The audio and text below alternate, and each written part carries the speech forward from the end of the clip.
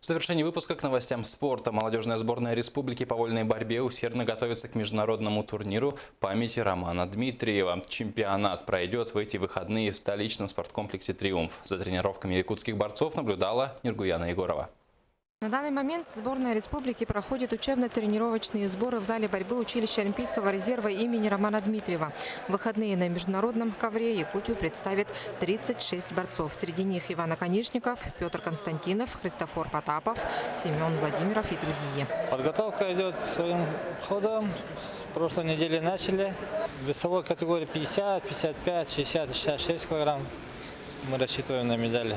С нашими борцами тренируются спортсмены из Китая, Белоруссии, Казахстана и Тувы. Белорусы привезли своих первых номеров, участников первенства мира и призера Европы. Приехали мы в понедельник, тренируемся уже целую неделю. 3 спортсмена будут принимать участие. Это в 55, в 60, в 66 килограмм. Также на Дмитриевском ковре мы увидим восходящую звезду Тувинской школы вольной борьбы молодого Кежика Чимба, которого многие заметили на Ярыгинском турнире. Напомним, он дошел до бронзового финала и проиграл нашему Виктору Лебедеву со счетом 4-3. Больше недели живем здесь. Здесь очень хорошие условия. У нас было бы такое условие, у нас было бы много чемпионов. Конечно, поэтому якутские борцы здесь хорошо борются. У них условия хорошие.